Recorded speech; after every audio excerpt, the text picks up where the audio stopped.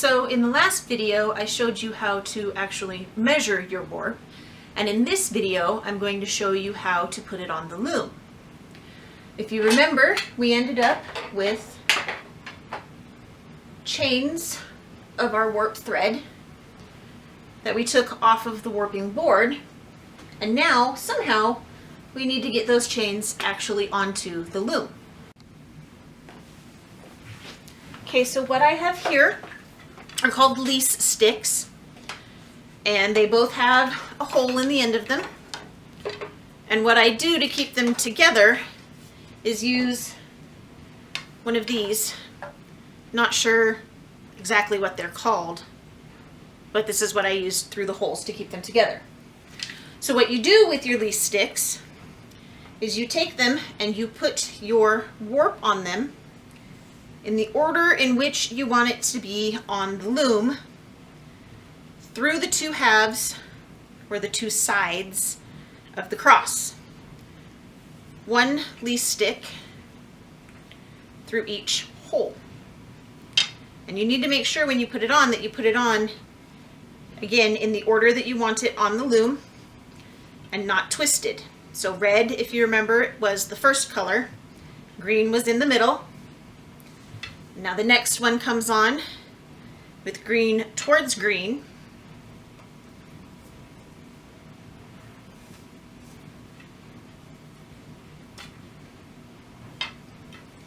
And then finally the monochrome, and I'm going to put the white towards the color and the black at the end.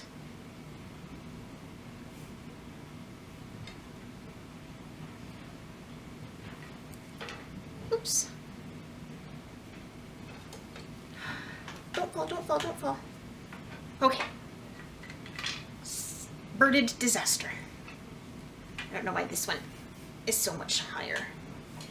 Then put the little circle hook thing back through the holes and close it up so that we can now move to the back of the loom. So what we have here is our two lease sticks with our 3 chains of warp on them in the order in which we want the warp to go on the loom. So we've got red on the right and black on the left. We need to get them off the lease sticks and into the heddles and through the reed. So in order to hold them in place, I have fabric straps that I ripped up as rags left over from a rug. What you do is you take the little circle clamp thing out,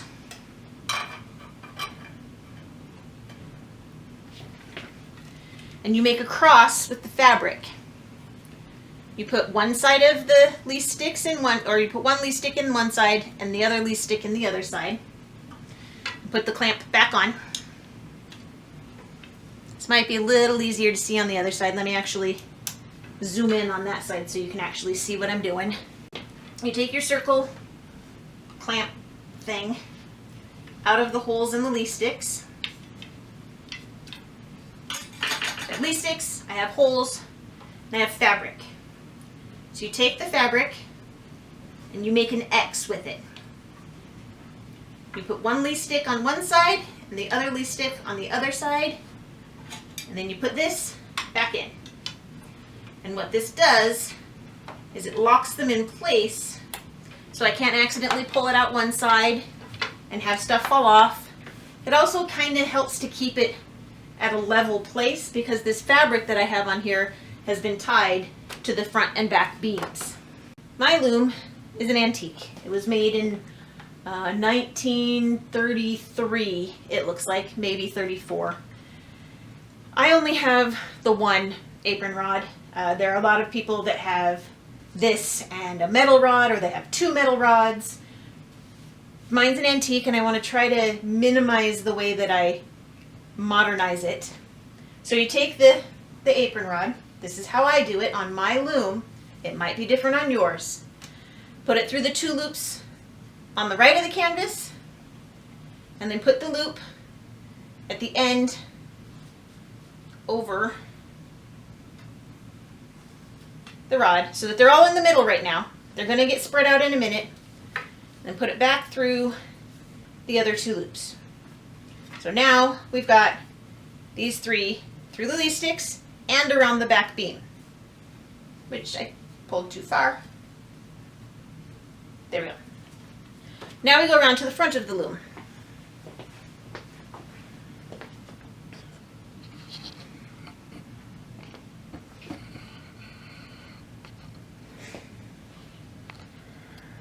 Again, because my loom is an antique, there's no rattle for my loom. I imagine the original inventor had his wife separating warp through the reed. But I purchased a rattle. It's a Leclerc rattle. I can either use clamps and clamp it to the back, or I can put it in my my reed holder, and it fits in there no problem. And what I need to do at this point is separate out the warp into these are 1/2 inch apart, and I am going to be warping this at 24 ends per inch, so I need to put 12 threads in each hole of the rattle. Now, I have warped this, or measured warp, so that it should be at 21 1/4 inches wide in the reed. I have marked the center of my rattle with a Sharpie, and so I need to measure out 10 1/2 and 1/8, so 10 5/8 inches from the center to know where I need to start putting my warp. So here's the center. There's no 10 5/8, so I'm going to start at 10 1/2. So 4 nails in from the end is where I'm going to start with spreading my warp. Now, you might be thinking, but your warp is up there and your rattle's down here. How are we going to fix this? Well, it's a little bit of a pain in the rear end. And I seem to have my yarn twisted. But because of the age of my loom and the fact that I don't have a rattle that fits on it specifically, and I don't want to have to use clamps, I'm going to have to use clamps, even though I don't want to. Due to the age of my loom, it was made without a shuttle race. So I purchased a bit of fabric, and they're using these little clamps to hold on a piece of molding to use as a shuttle race. So what I'm going to do is I'm going to take my shuttle race off, and use those clamps instead to hold my rattle up on top of my loom.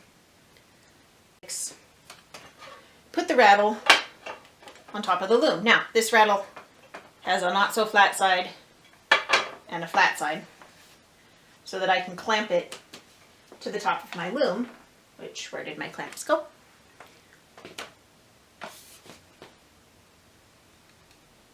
There they are. So here we go.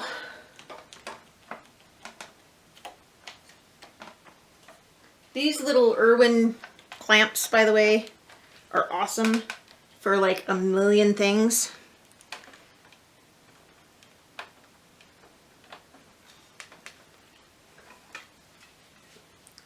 For example, holding a rattle on a loom that it doesn't really belong on.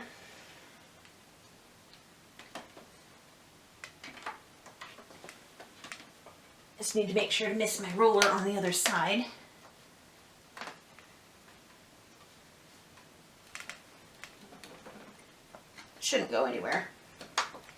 Let's hope. The only problem is that my top bar comes off because my loom is meant to be folded for travel. So, got the rattle attached where it will be helpful.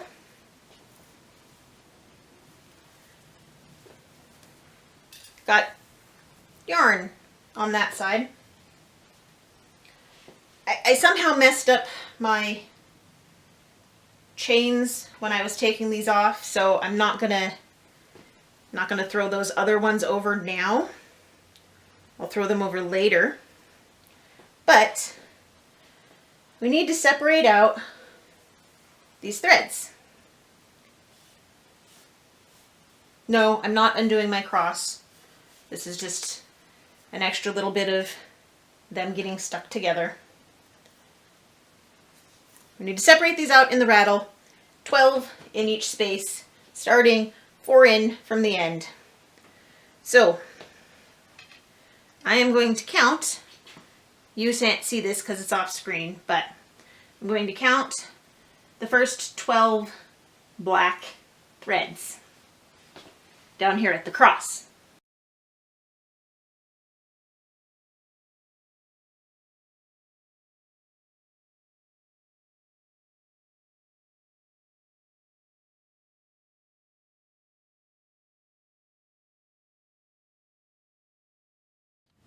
Okay, so we're back. We're all spread out in the rattle and ready to start actually winding onto the warp beam.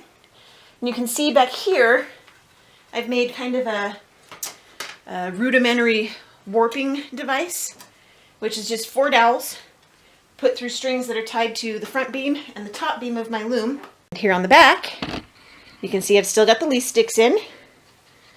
Let's get you in focus. There we go.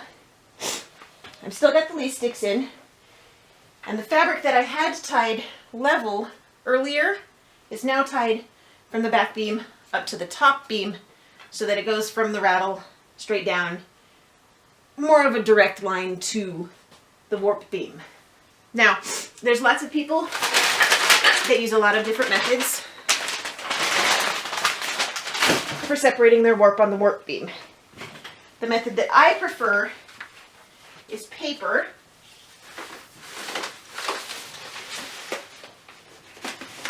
And I don't try and do one giant piece of paper. I have several rolls of paper that are all the right width and varying different lengths. So, with the tension device on the front, I don't have to do yank and crank, which is another method of getting stuff onto your back beam. I can just wind it on and allow the dowels through the string to do the tensioning work for me.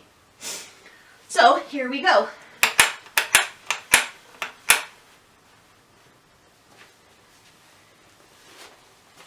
I have reached the thread, and it's time to add the first piece of paper, which I will show you in just a minute. Once I get this first one in. The first one's a little bit of a pain in the rear end to get in there because you've got the apron rod in the way.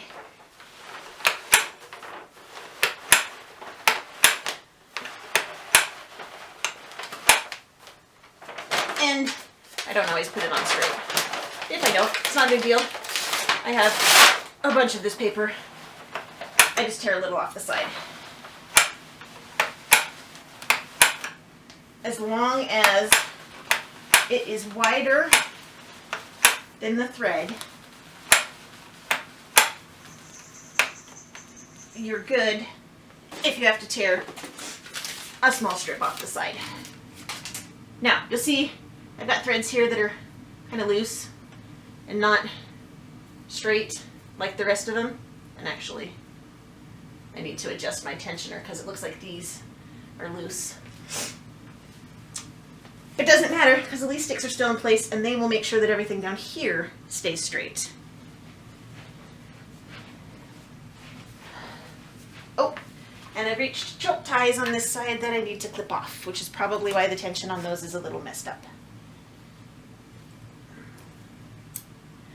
Be careful when you're cutting off your choke ties that you don't cut this beautiful thread that you've spent a couple of hours measuring on your warping board, because that would make you very sad if you would have to make 1 or 2 more threads because you accidentally clipped them when you were trying to cut off your choke ties.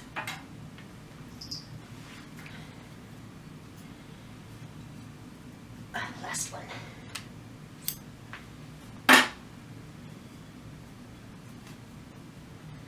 Center. Now let's get you a little better situated here in the tensioning device. Just futzing around with thread on the back side, or I guess the front side of the loom that you can't see because it's out of frame.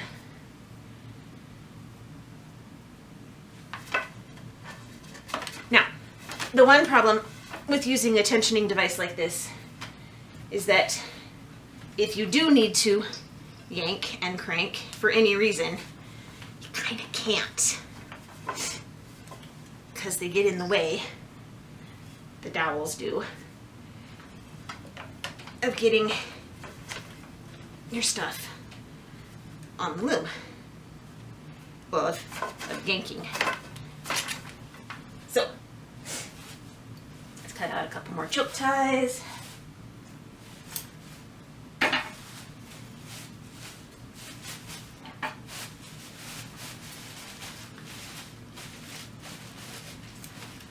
Rustling you hear in the background is my cat playing with a plastic bag that I didn't pick up off the floor. That thing's fixed. Tension is a little more even now up here. But again, up here is not super important that things are not floppy. It's down here, and because I have the leaf sticks in place, it keeps them from getting too floppy. I have them tied to the top beam as well so they can't go too far down as I'm winding on the warp. Reach the end of the first piece of paper. I'm going to add the second piece of paper, and again I'll show you here in a minute when I get to the next one how I do this. I do overlap them just a little bit to make sure that I don't miss any spots. That clicking you hear is the brake. Again, because my loom is an antique, it didn't really hold tension very well, so I had to put a rubber band on the handle of the brake to make sure that it didn't just pop loose when I was trying to weave and everything was actually under tension. Time to cut off more choke ties.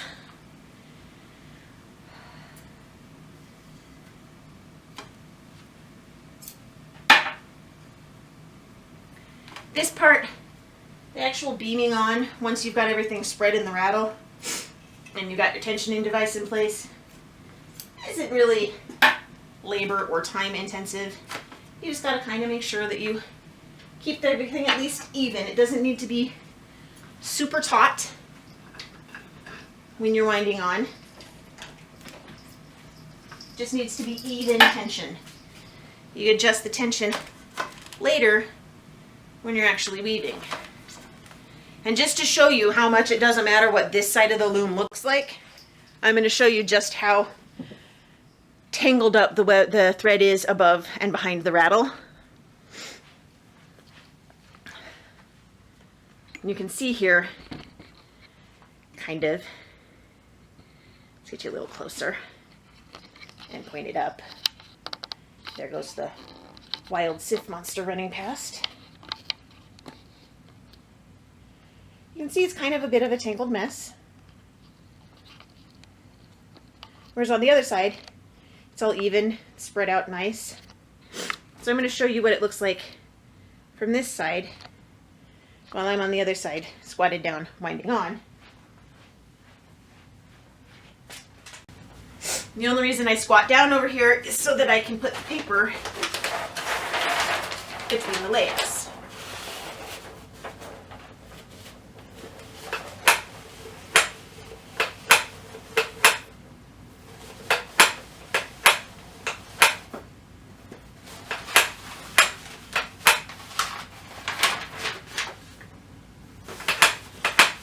So again, kind of messy, tangled on that side, but on this side, it's going on perfectly flat and even.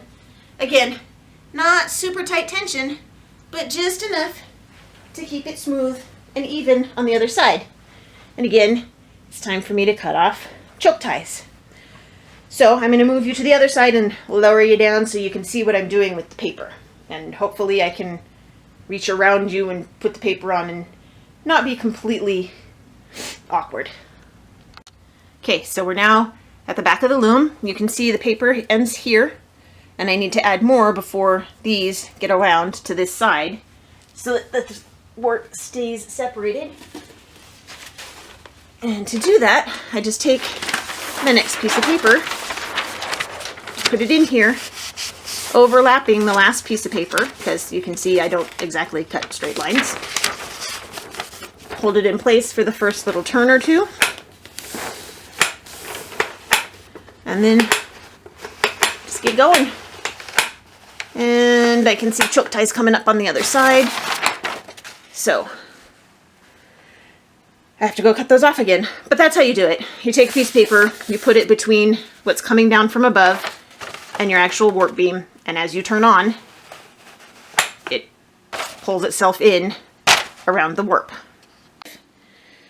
I finished winding on down here. Last piece of paper's on there, and there's some extra. I have reached the rattle up here with the ends. These are the last ties that I tied on the very ends of the warp. Now, to make sure that these didn't fall off, I put rubber bands around the ends of the nails in my rattle and overlapped them just a little bit, just one nail each, to make sure that these didn't just fly off when I got to the end of the warp. So now that I'm at the end of the warp, and it's all wound onto the beam down there, I can go ahead and cut this and get ready to start threading my heddles back there, and then slaying onto the reed.